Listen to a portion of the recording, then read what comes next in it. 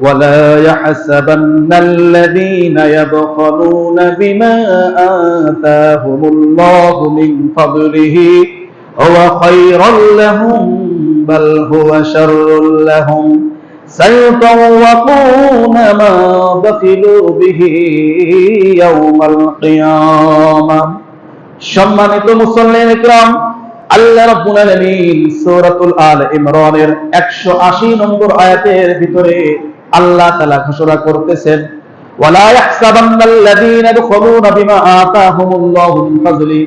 আল্লাহ রাব্বুল আলামিন যাদেরকে অত্যন্ত দয়া করে, অত্যন্ত মায়া করে যাদের আল্লাহ তাআলা সম্পদ দান করেছেন, ওই সমস্ত ব্যক্তিরা কি এটা মনে করতেছে যে তারা যাকাত আদায় না করে, তারা কি এটা মনে করে যে তারা ভালো কাজ করতেছে?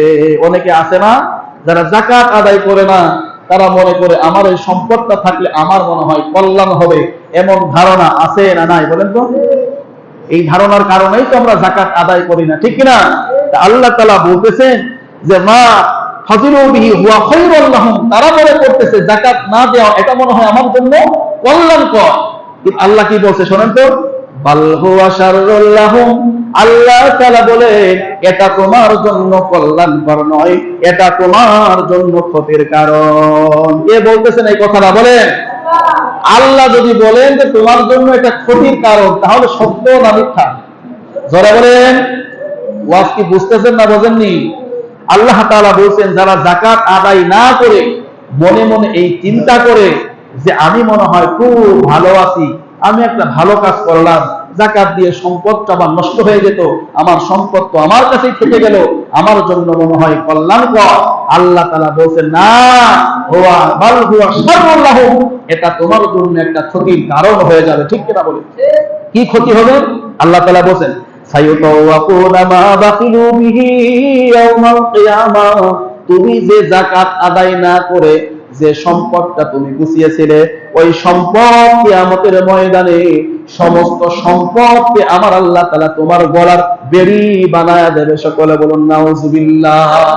উদাহরণস্বরূপ আপনি যাকাত না দেওয়ার কারণে 5 লাখ 10 লাখ টাকা দিয়ে মনে করেন 1 বিঘে জমি আপনি ক্রয় করেছেন, আল্লাহ তাআলা বলতেছেন ও আমার বান্দা বান্দি শোনো, যাকাত আদায় না করে তুমি যে 1 বিঘে সম্পত্তি তুমি ক্রয় করেছিলে, ওই 1 বিঘে সম্পত্তি কিয়ামতের ময়দানে আমি আল্লাহ তাআলা তোমার গলায় বেড়ি বানায়া দিব।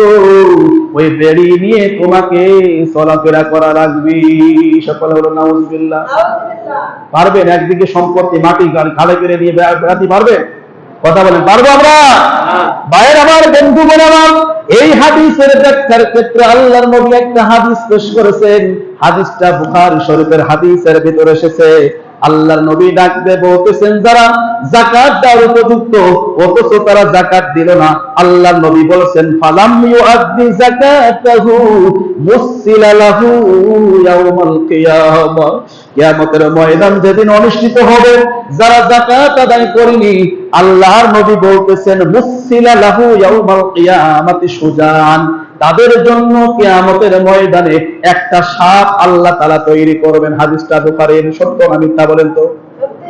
বুখারী শরীফের হাদিস, সব সহিহ হাদিস, ঠিক কিনা বলেন? আল্লাহ নবী বলেন মুসিলা লাহু সুজান ইয়াউমাল কিয়ামা, কিয়ামতের ময়দানে তাদের জন্য বিশাল বড় এক আকৃতির সাপ আল্লাহ তাআলা তৈরি করবেন।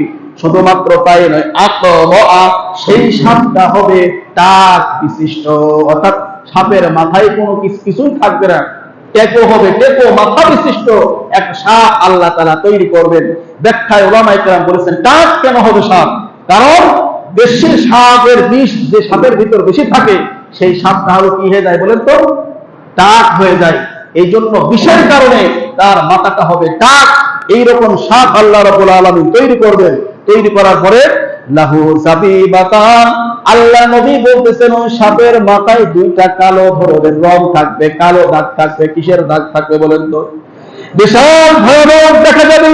আল্লাহর নবী বলতেছেন সুম্মা ইউতাওয়াকু, এরপরে ওই সাপটা ওই ব্যক্তির গলায় পেঁচিয়ে দেওয়া হবে। সকলে বলুন নাউজুবিল্লাহ। পুরো শরীরটা পেঁচায়া গলার উপর থাকিয়া আল্লাহর নবী বলতেছেন ওই সাপটা হলো সবল মারবে এই দুই সওয়ালে। কয় সওয়ালে বলেন তো? এই দুই সওয়াল এমন ধরে সবল মারবে বুকের গোশত বলে উঠে চলে আসবে। সকলে বলুন নাউজুবিল্লাহ। এরপর ওই সাপ আল্লাহ রাব্বুল আলামিন তার জবান খুলে দিবে। ওই সাপ আল্লাহর কাছে ডাক দিয়ে বলবে, ওই ব্যক্তিকে বলবেন আনা মালুকা ওয়া আনা কানসুকা।